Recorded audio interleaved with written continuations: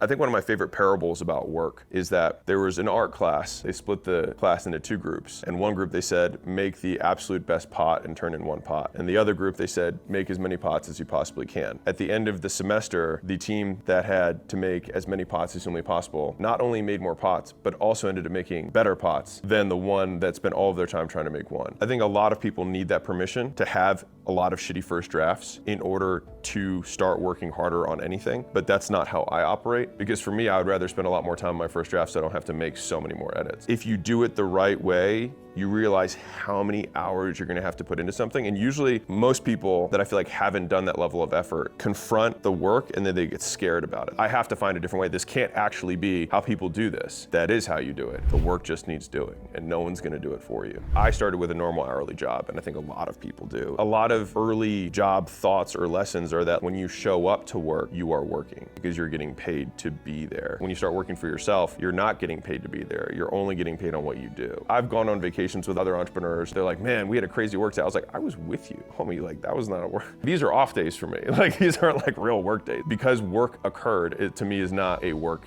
day. Unless I have a clear output for what I have done or move forward, work didn't happen. The longer you can delay when you need to be rewarded for the work that you do, the greater the outcome is. It's kind of like a plane taking off.